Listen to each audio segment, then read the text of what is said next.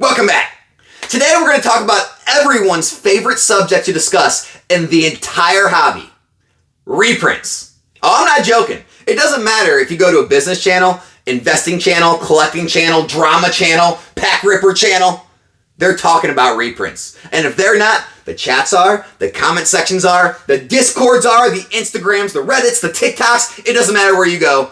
Reprints are the main subject of conversation in the Pokemon hobby 2024. And to be honest with you, I've been in this hobby 9 years. Don't know how this happened. Never been a thing. Now, have we talked about reprints? Have they always came and we always discussed them? Of course. But it's never been this relevant of a subject to be discussed every day, day in and day out, to exhaustion, as almost like the main driving force of why you do anything in the hobby. And so we're going to discuss this in length today. This is going to be a longer video. Get your popcorn, get your soda. Maybe you got to pause this and watch it in parts. But I'm going to talk through everything you need to know when it comes to reprints in Pokemon and other TCGs and understand the nuances of it. And also, we're going to talk about understanding your own goals, what you're trying to accomplish in this hobby, which is going to change the way you actually approach these things. We're also going to talk about Pokemon and how companies can pivot and change the way they do things over time. Not saying they 100% are, but we're going to talk about that possible scenario. And we're going to talk about some of the things that have been happening with like restocks elsewhere outside of distribution and retail LGS stores. And we're just going to talk about things and kind of get some air out some things, kind of get rid of any misinformation, bypass any emotional information, emotional responses that people have based on if they own the items, if they don't own the items. Obviously, you guys know I invest heavily in sealed products. I buy and sell singles and slabs. And so you could always say, well, Alex, you have a bias because you have an inventory of this stuff. Sure, you could always say that. But I'm giving you my honest take. So you can believe me or not, but this is where we're at. So let's jump into it. First off, we're going to start off by saying you need to determine for yourself right away what you're trying to do in this hobby, right? Are you trying to invest for the long term? Are you a passive investor? Are you trying to run a business? Are you trying to grade and flip slabs? Are you trying to, flip singles? Are you trying to, either run a business, run a side business, and use your money as effectively as possible every single day? Or are you trying to treat this more like a 401k or another form of long-term investing where you let things grow over time? Because that's really going to change the answer to what you're going to do and how you approach this hobby moving forward. So that's one thing you have to decide for yourself. I can't make that decision for you. Now, to squash any type of rumors out there, no, there are absolutely no reprints announced. Pokemon Company has not announced any English reprints. None of the distributors have any information about reprints. There is absolutely no reprints on the books as we speak, September 2024. Now, we are heading into what's known as reprint season. Oh my God! Everything's getting reprinted. Everything's going to zero. Sell everything you got. Don't buy a single thing yet. I'm kidding. But yeah, normally we do see more items get reprinted going into the holiday season, the end of the year, fall and winter.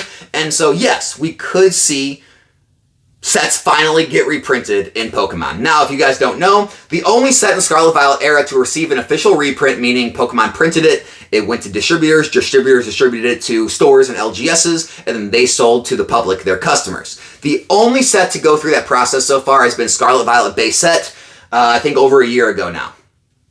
Other than that, there's been these restocks, which goes into Pokemon possibly, don't freak out, possibly looking to change their business model. And what I mean is, it seems to be they're releasing a lot more product through different channels of distribution outside of the initial distributing to distributors, and then they distribute it to stores and they sell to the public, at retail, at their LGSs or online.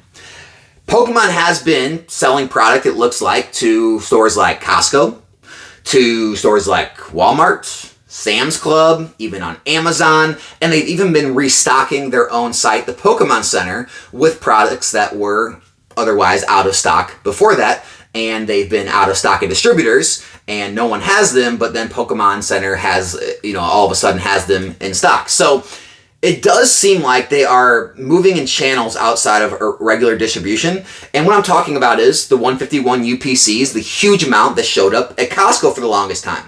or the Crown Zenith products that showed up at Sam's Club, or we have the 151 booster bundles showing up on Walmart.com, or we have a whole slew of products on Pokemon Center come back in stock after being out of stock for the longest time, products that are, 2-3 years old. And so this can spell some trouble for people that are depending on reprints to move into their positions or to, buy more product at lower prices, because there's a possibility this could be more of the new norm. The way that Pokemon moves is less massive reprints through distributors and more kind of movement of product onto the market in these channels. And so again, not saying this is 100% for sure, but it does seem like they are taking, kind of more of a page out of Magic's book and playing around with this idea that, they can move their product outside of the, traditional distribution chain. So that needs to be paid attention to moving forward. You can't really draw any conclusions yet, though it's still early. Now, another thing is, we're moving into the 11th set in Scarlet Violet era, right? 8 mainline sets and then 3 specialty sets. This means Pokemon has to continue to print all the sets they print a year, 4 mainline sets, 3 specialty sets, a Halloween set, McDonald's set, whatever other sets they print. They have to continue to keep up with that schedule, and they would have to go back and reprint 10 sets if you take out Scarlet Violet base, 10 sets while doing that. It seems unlikely at this point. I'm just going to throw it out there. It seems unlikely we're going to see reprints for every single set. Now, we can speculate on which sets might see reprints based on popularity, based on prices, but as of now, I would say it's pretty unlikely that we're going to see reprints for every single set. That's going to make some people unhappy. They're going to leave the dirty comment right now and say Alex is trying to shill, Alex is trying to pump up his investments, Alex is trying to cause FOMO. Not trying to do any of that. I'm just trying to be honest with you and be realistic. It's very unlikely at this point. They just botched the release of Shrouded Fable because they couldn't get all the products done and out on time. And that's where we're at in the hobby. So choose to believe it, choose to disbelieve it. I don't care. Next up, moving on to the next subject, right? That's the reprint scenario of how it stands to this point. The accepted belief has always been in the hobby, especially the investing side of the hobby, is you don't buy sealed product at release. Now, the reason for this is kind of the theory, the thought process behind it is you don't want dead money sitting in products. And what people mean by dead money is money that is going to be sitting in investments and not be appreciating in a certain amount of time. Meaning, the norm of things is sets come out and they may go up in price, they may trend up in price in the short term, but in 6 months, a year and a half, something like that, maybe 2 years, eventually the set will get a reprint and the prices will get slammed all the way back down to around what you could have bought it at release. You can then move into the investment then, and now you're 6 months, a year and a half, 2 years ahead of the situation because you got to use all that capital in the meantime, not having it sit in what's known as dead money. And this has worked very well. I would say 95% of the time. And people say, Alex, why not 100%? Guys, contrary to what, all the people who get all emotional and who like to, just praise reprints as like the only time to buy, there have been sets in Pokemon history that have not got reprints. I know, it's crazy. It has happened. It looks like it could happen again. Just understand that. I'm just going to throw it out there. Now, has it happened very often? Not very often, but it has happened. And so the whole, and what we've seen with Paldea Evolve now, what we're seeing with Twilight Masquerade, we're starting to see sets move up a lot faster, a lot sooner than we had in the past. And we're not seeing reprints come. And so people are speculating that, well, those sets will be the ones to get the reprints, and when the reprints come, it's going to knock them back down and be able to move in. Here's the issue that people don't understand, and they don't like to really, think all the way through, is that not all reprints are created equal. People look back to sets like Chilling Reign, Battle Styles, and Fusion Strike, where they got massive amounts of supply dumped, massive reprints, and there was a time when the sets weren't as popular as we have now, and they got crushed down in the 70s and 80s, and they sat around $80 a box, all of those sets, for an extended period of time. And there have been other sets that have had massive reprints, and they've been in the 80s and 90s and under $100 for long periods of time after release. And because of this, people have used those scenarios to kind of drill it in their brain that, oh, this is what happens, and so I'm not buying anything until I see that happen, and I'm going to buy those in the 80s, and I'm going to be a rock star. The issue is, guys, that was a moment in time. Another moment in time that happened was back with Roaring Skies and Primal Clash. A lot of you probably don't remember that, and that's why I do. That was another time when massive reprints crippled sets and, had them very cheap for a long period of time. Same thing with evolutions, and it's definitely happened multiple times in the hobby's history. Although, it doesn't happen all the time. It's not every set, and judging by the conditions of the market and how strong things are, I don't see that happening. Again, that's my opinion.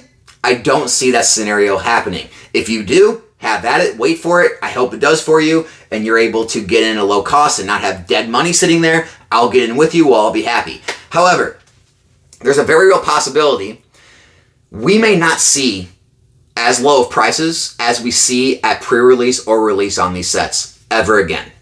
And the reason for that is, a lot of times, not those situations that I just talked about, but other times when reprints come in history, especially when sets are strong, there's a lot of things that distributors do.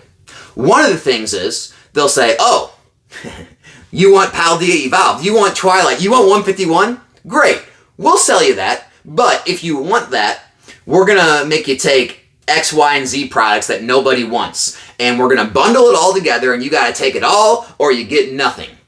And because of that, stores won't be able to sell the reprints at the lows they used to sell it at when the set was new. And they'll have to raise the products to make up for all the dead inventory or all the products they're going to have to break even on or take a loss at. And so you'll never see those $90, $95 booster boxes ever again, because the stores are going to start selling them then at $105, $110 because they have to make up for the stuff they had to take. Another scenario. Reprints come and the distributor says, you know what, these boxes are selling for $170. We'll sell you these at $110. And the stores are like, well, what the heck? We're like, market's $170, we're selling $110, you still got a profit. And so the stores will buy them from distributors at $110 now instead of $88, $90, $92 a box. And then they sell them to the customers at $120, $125, maybe $130. Well, you're still getting a deal, right? And this has happened definitely multiple times in Pokemon's history. And so that's another scenario of why prices may not retrace all the way back. Now, the scenario people are looking for to cause prices to retrace back sub $100, sub $90 even, is they're hoping that the demand decreases at the same time the reprints come and the supply increases. If you have both of those things work together in tandem, then yes, you could possibly see that happen. But if demand stays strong, supply is still low on the market, and any one of those other scenarios happen, you're just not going to see it. You're not going to see these boxes drop back. I mean, we don't know. Another thing is, okay, take all those scenarios out of it. You don't even know how high these boxes are going to rise before reprints get here. Paldea Evolves $150 right now. What if it reaches $170, $180, $190, $200 before Pokemon reprints it? Do you really think distributors are going to sell to stores at $88 a box again? Do you really think stores are going to sell it to their customers at $95, $100, $105 again? Hell no! If you think that, you're too naive for this hobby, right? Stores are going to make a profit, and as much as they can. And the bigger stores will undercut the smaller stores, and the bigger stores will fight with each other and try to undercut each other. But very unlikely it gets anywhere close to $100, $110, $120 if it was that expensive of a box. Because, yeah, the stores are going to want to make, quick money, and they're going to want to make profits, but they also know that, hey, this is how popular this set is. The supply is going to sell. We're not going to have a problem selling it. There's no reason for us to beat ourselves up too much, and usually a lot of the bigger sellers know that. They won't crash the price as much as you might think. So that's a scenario that may happen. Same thing with Twilight, same with 151, right? Now, last kind of nightmare scenario, the reprints are much less than what people would have liked. And, Pokemon reprints maybe a few sets at once, and every set gets a little bit of the printing capabilities, and every set doesn't really get that much reprints, right? You maybe get, maybe the stores get, a few cases of Paldea, they get a few cases of 151, a few cases of Twilight, whatever it may be, and then they say, well, hey, there goes the other verse. Sam, I am sorry for dropping that card. It's okay, though. It's all right.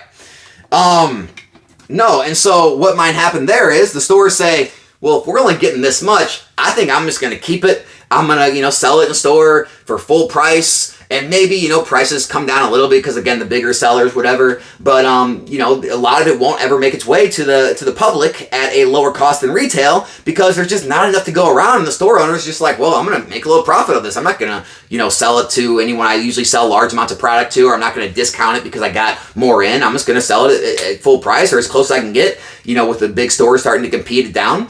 And they're going to do that. And so there's a lot of different scenarios. There's a lot of nuance that goes into this reprint scenario, right? Also, the last thing, booster boxes don't always get reprinted. That's another problem that people aren't thinking about. There's a possibility Pokemon says, you know what? Let's reprint ETBs. Let's reprint booster bundles. Those are easy to reprint. Or, you know, we'll print a new set like they did with Crown Zenith with these boxes they send at Sam's Club. But we'll put them in, package them in a new set with a new promo or something. Or there's a possibility they just bypass printing more booster boxes and they print different items. So there's another scenario you might have to contend with where it might hurt the price of the booster box a little bit because the price per pack may go down. The singles may go down because more supply is being added to the market there. But the booster boxes may not get printed at all or in mass. And so there's another problem you're not thinking about. And so all of these scenarios, this is what you don't hear talked about on a lot of the channels that they get emotional about things. They're just like, they have to reprint this, guys. A box is selling for $150 a year after release. This is not healthy, guys. You should be able to get these game pieces for pennies on the dollar. These boxes shouldn't even be $90. They should be like, I don't know, $10 a box. The card should be 5 cents a piece. I don't care if it's an SIR. And everyone can have as many as they want. We can all just like throw it up in the air like money and we can say, oh, we're rich. Although you won't be rich because nothing's worth anything at that time. But they don't think about that, right? And that's what you don't hear talked about, right? Because when people's emotions are attached and either they have a lot of items, so they're emotional about the price going down, so they'll say, oh, no reprints are going to come. There's no way they'll reprint something. Or on the other side of things, people didn't get a chance to move in. They didn't buy at the beginning because they bought into the rhetoric of you never buy it at release, you wait till reprints come. They're going to be in all the groups, all emotional, saying they have to reprint this. There's no way in the world they're not reprinting it. They're going to reprint this into the ground. You guys are so stupid. You should sell now. And so you have this battle of emotions everywhere you go, and no one's just having this candid talk like, hey, listen, there could be reprints. There may not. There may be different products that are reprinted, not booster boxes. There may be smaller than average reprints. The boxes may run up to crazy amounts before the reprints hit, and you may never see the prices come way down. They'll come down. If it's a $190, $200 box and the reprints hit, it may drop to $120 a box, $130 a box. But people thinking that it's going to drop it back down into the 80s, 90s, stuff like that, very unlikely. Now, here's the other thing people don't think about with reprints. Yes, prices do come down, they do find a new low, they do kind of consolidate for a certain amount of time. However, I just talked about all the people that are waiting, right? All those people are on the sidelines as we speak who have bought into that rhetoric of, okay guys, once Pokemon Company reprints this set, we're all moving in, we're all flooding into it, get it while you can because then it's going to the moon. All right, we don't want to have dead money, we want fast money. All of those people are all going to flood into that product like you've never seen. And that supply will get bought out faster than when it was released. And so you might have this kind of whiplash effect where it goes down and right back up. And then it's higher than ever. Because every investor, every person, every collector who was waiting for that reprint all saw the lows and they all jumped back in at once and sent the prices flying back up. And the supply gets eaten up. Now the reprints are come and gone. Now people are saying, well, hey, the reprints are here. It's already a year and a half, 2 years old. I'm not selling, right? And then everyone wants to hold on to their items, and it keeps going and going and going and going. So that's another thing you have to think about. Now, everyone who's worried about all this craziness, right? I just talked about all the different, reprint scenarios. Everyone who's worried about this, it has to be people who aren't as concerned about long-term investing. And I understand that's a part of this hobby. A large portion of this hobby is people that don't have a lot of capital. They're not as, kind of comfortable financially. I understand that. Where maybe, you can afford Pokemon and, you have disposable income, but you can't afford to put, thousands and thousands of dollars on a shelf. Maybe you can afford to spend hundreds of dollars a month opening packs, but when it comes to, thousands and tens of thousands of dollars, you're not comfortable with it or you can't quite afford to do that. And so what happens is, emotions take over, maybe you need the money, whatever it may be, and people want short-term profits. And so when things go up at all, or when they hear that it might take a long time for things to go up, that's another reason they don't want to buy at release. Even if you told someone, hey, listen, if I told you with 100% certainty and I rubbed the magic lamp and the genie came out and he told me the future, or maybe I jumped in the DeLorean and went to the future with Doc and he told me, we saw it happen, and I told you, hey, listen, you can buy this box for $90 today, but in a year and a half from now, it's going to get reprinted and it's going to drop and the lows are going to be $110, right? And that person said, well, so I can wait a year and a half and then I can buy it for 110 or I can pay 90 now. A lot of people are going to wait and buy it $110. And the reason for that is they value the capital now, what they can do with it, because they need it for short-term gains because they're trying to make income. They value that over the dollar cost average of their investment potential, having the lowest entry point and the most amount of realized gains in the future. And the reason for that is there's a lot of people in this hobby that are looking to make income. I'm going to take a quote from Dave Ramsey here. Your most powerful wealth building tool is your income. And this is why when it comes to investing, you cannot compare income to investing. And anytime anyone does that, I always like to say, okay, so in your 401k, are you buying and selling stocks every day? And people say, well, no, of course not. I'm just putting it in there and holding the same mutual funds and letting them grow over time. And then I say, well, why not? Couldn't you make more when the stock market's high selling and when it goes low, you could buy again and play that game? You could actually increase your returns. And people say, well, yeah, but I don't want to, watch that every day. Exactly. And that's the same argument I have for Pokemon. If you want to invest in this hobby for long-term growth, I still believe buying at release is one of your best options. Because look, if a nightmare scenario happens and it does drop below 88, 90, 92, 95 a box, you can buy more in dollar cost average in. We haven't seen many sets in history drop to below that. Now, we have seen sets happen. It's a very low percentage, and when it does, they maybe get down in like the 80s and 70s at the worst, okay? Worst case scenario. And so I still believe it's an extremely safe play and the best option, especially what we're seeing moving forward with less supply hitting the market at release and immediate gains like Twilight Masquerade, or pretty close to immediate gains with Paldea and 151. So I still believe it's the best bet to move in at release, okay? Now, the people that say it's not are the people who need capital and they're trying to make income. You're not investing at that point. And that's why when I get angry when people make these arguments or have these conversations saying, well, Alex, I did X, Y, and Z, and I made more than you from point A to point B because I used all this capital and I bought and sold and did this and that. And then I bought, later on, maybe a little more than you paid, but I got in too and I'm invested now. And it's like, yeah, that's great. That's great. If you want to work and run a side business, buying and selling, you're going to outpace investing gains. Just like your job, right, where you actually go and make a salary or whatever you do for a living is going to outpace your 401k gains.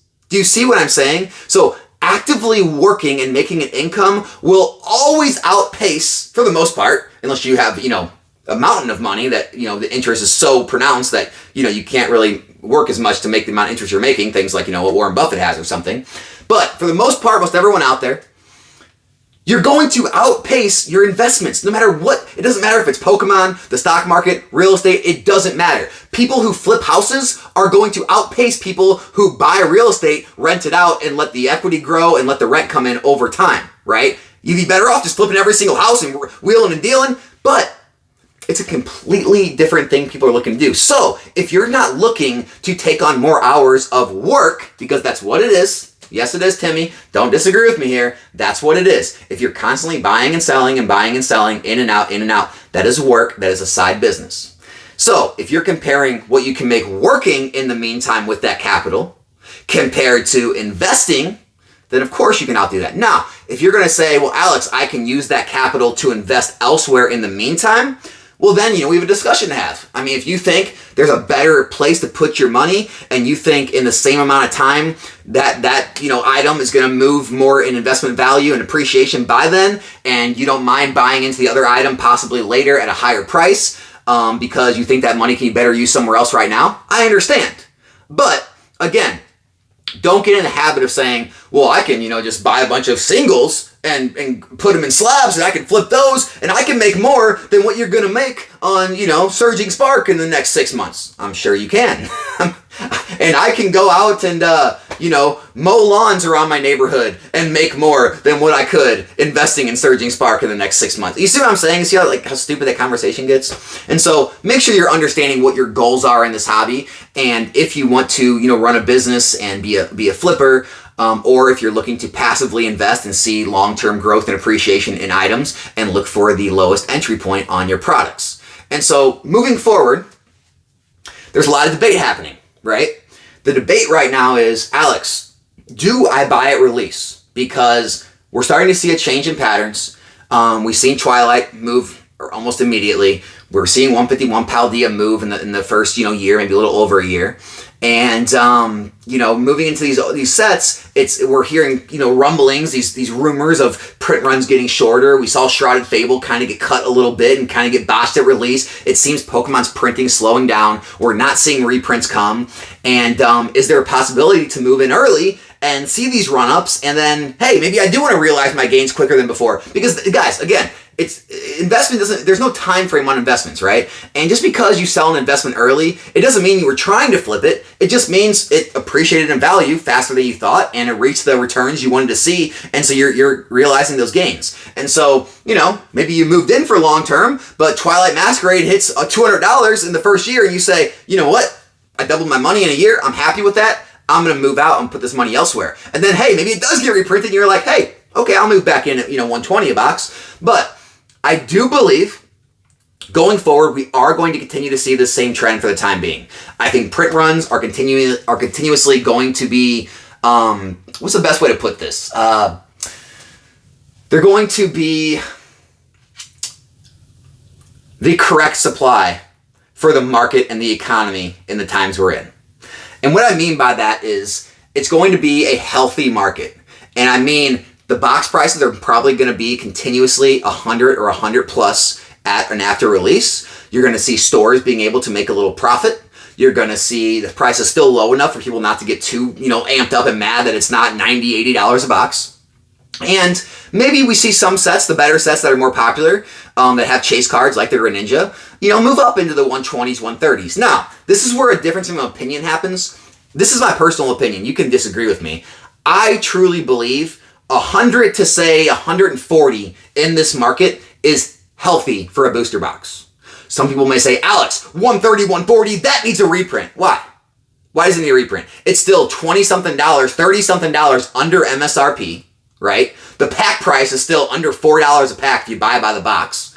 And it's still widely available. The cards are still cheap, right? Other than the Greninja, almost, and maybe the Carmine, then some of the Charizards. There's maybe a handful, 5 cards in the entire Scarlet Violet era that is over $100 right now. So all the cards, even the top hits in the sets are cheap. The packs are cheap.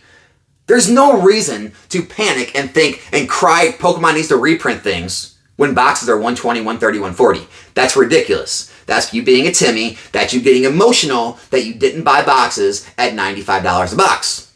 And so that's my personal belief. Market's healthy. And I think Pokemon is going to continue to stabilize that market and keep it healthy. I think, my personal opinion, I think Pokemon wants the boxes to be within $100 to $130, $140 a box because it allows the stores to make money. It keeps, it keeps people seeking after the product and actually wanting to buy it. It gives that enough scarcity on the market where it doesn't seem like everything's just going to be available forever at low, low prices. I don't need to buy it today. I can buy it tomorrow or the next day or the next day, and it's always going to be there.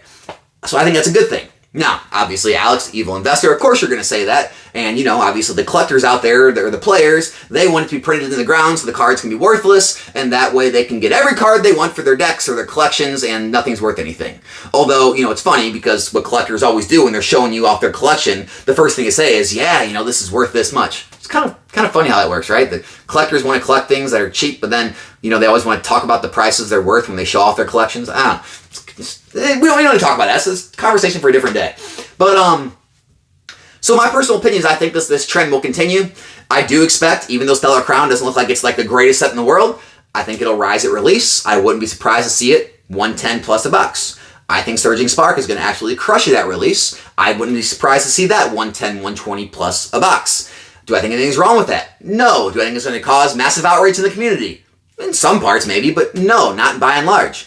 And I do think there's opportunity, especially if you're able to get it from distributors, if you're in a program where you can buy distributor levels, if you have hookups in the hobby or you find sales on pre-release sales on sites like Safari Zone and others where you can get these products far under market value, so under $95 a box. I do believe it's very good to pick those up at release, at pre-release.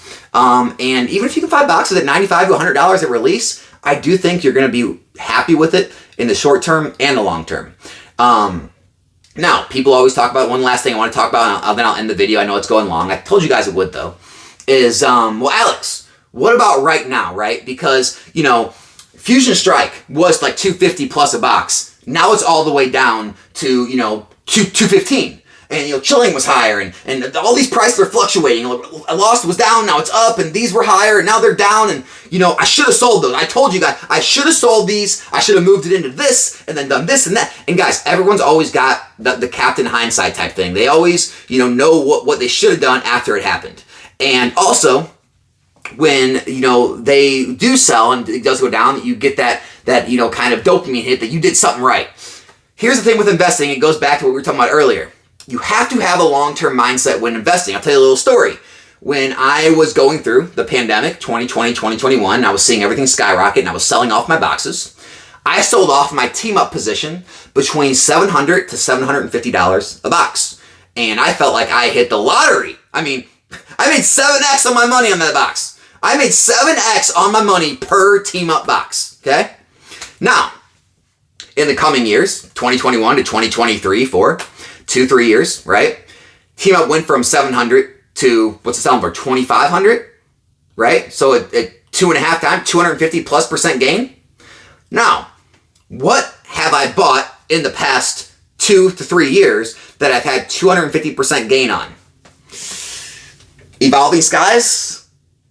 One Piece, got lucky on that, right? The One Piece blue bottom. Not much else, guys. Not much else.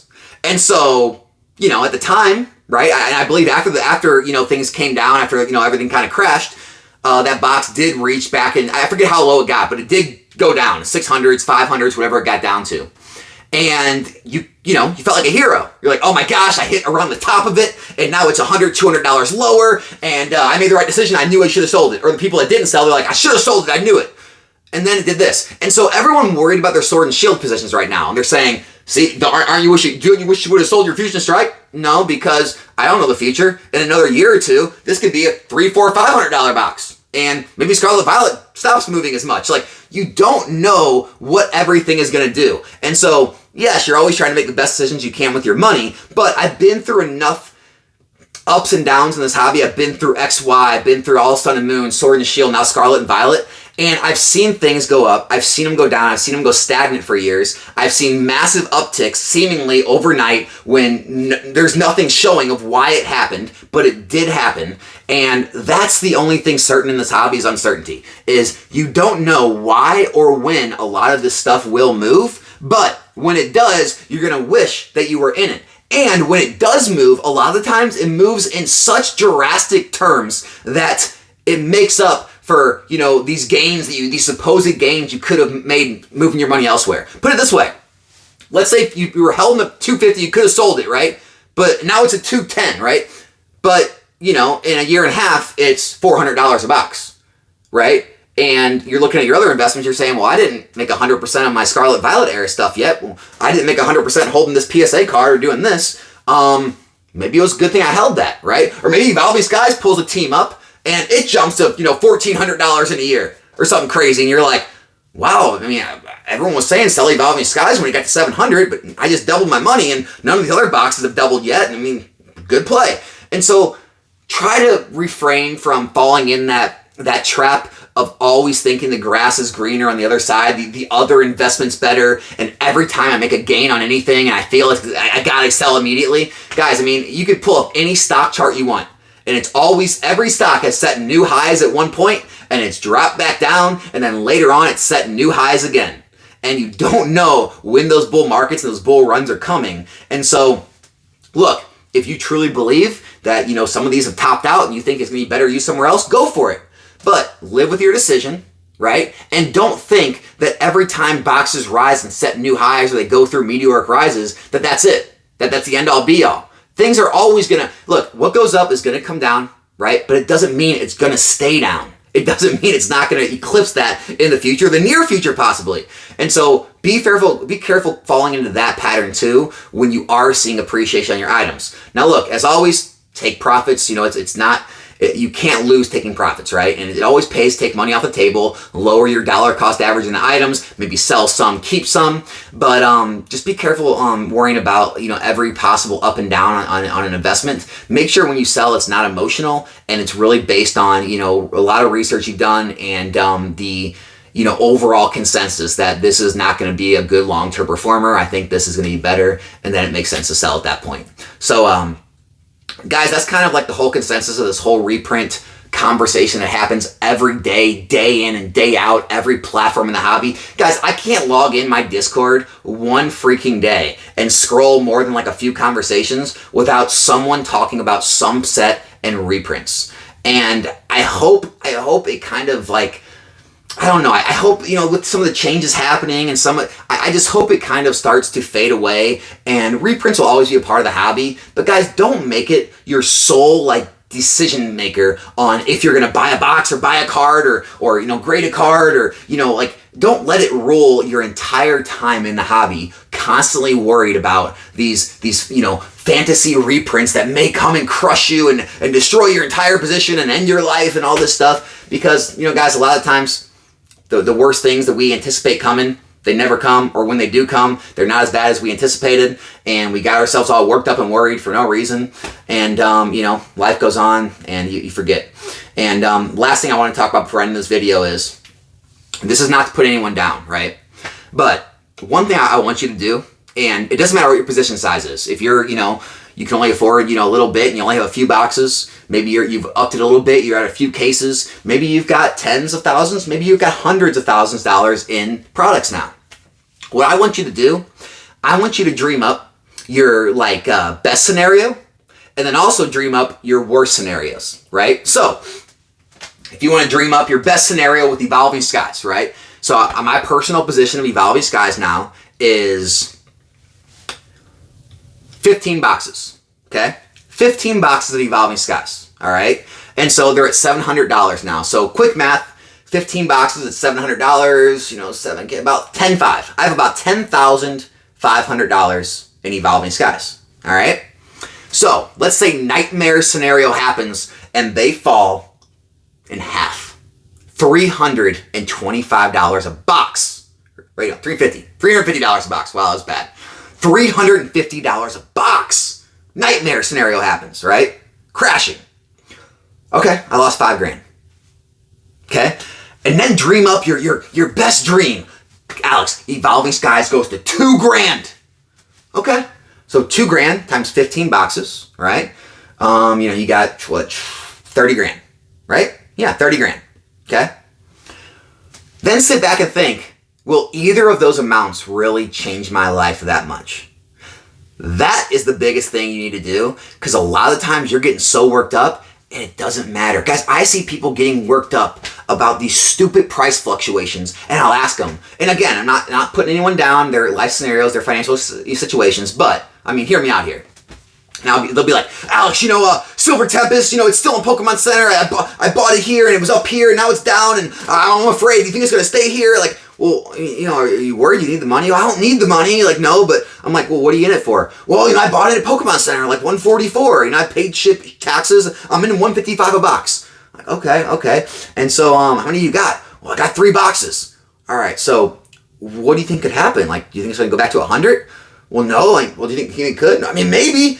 All right, so 1 to 100. Well, you lost what? $180. $180 going to change your life? I'm sure you probably went out to a sporting game, or you went to a concert, you went out to a nice dinner or a couple nice dinners, and you spent $180 this last month, didn't you? So if $180 didn't change your life, why in the hell are you worried about this fluctuating $60 a box? On the other side of things, right? Have you ever got a bonus at work? Have you ever got like an extra hours overtime? Have you ever got like a gift given to you for, a few $100? Yeah. Did it change your life? No. Okay, so if Silver Tempest jumps to $300 a box, now you got 900. Did that change your life? Not really, no. Then stop worrying about it. It doesn't matter, guys. It doesn't matter. It's not the biggest deal like you're making it out to be. And what's funny is, the larger the positions get in this stuff, if one position goes down, another one goes, it doesn't make that much difference. Even the positions that I have, right? Even if I have 10 cases of something and every box drops $50, does it hurt? Yeah. Does it crater my life? No. Now I get it. If the whole market crashed into oblivion, yeah, that's gonna hurt, and we can talk about that then. But stop getting so worked up over these daily fluctuations up and down these items. And Alex, it could get reprinted. I could lose hundreds, thousands. Well, if you could lose thousands, that means you probably have thousands or tens of thousands invested, and you probably have other items at this point, and it's probably not going to hurt you too bad, am I right? Right? So people asking me about Paladin Evolved, Alex, are you selling? It's 150 a box, 900 a case. Aren't you going to sell? You got in for those, 500 a case? You're 400 up. What if it gets reprinted? What if it crashes back down to 600 a case? You just lost $300 a case, Alex. Okay, so if I have 10 cases, I just lost $3,000. Not even realize $3,000 because you got to sell it and pay fees and shipping, or you got to sell it off of eBay and TCG Player. You're going to take less, and so what I lose 2,000 something, guys. You're getting this worked up over $2,000 when you have 10 cases worth, right? That's like someone who has 10 boxes getting all worked up about $200. Chill. It's gonna be okay. The market fluctuates up and down, and if you can afford to be in this stuff and you're investing long term, stop letting these daily fluctuations matter to you. Stop letting the reprints become that big of a deal. It does not matter if you're in this for the right reasons, if this isn't money that you need tomorrow, if you're honestly investing with money that you don't need, that you're looking for long-term appreciation, it'll make all of this a lot quieter and a lot less meaningful. And so that was a long one. I get it. To all of you that watched this entire video, all right, give me I don't even know. Give me a bacon cheeseburger in the chat. Anyone who watched this entire video, leave bacon cheeseburger in the chat. That'll tell me who all the real ones are that stuck with me through this entire rant. I appreciate you guys listening, and subscribe to the channel if you're not yet. If you're really here and you're a new listener, that's crazy. Hats off to you. Let me know that too. And yeah, guys, don't let the reprints freak you out. You're going to be fine. The hobby's going to move on. In a year from now, all the things you're worried about today, you're not even going to remember. You're going to be worried about a whole slew of new things. So that's all I got, guys. See you back here in a new one soon. I'm out.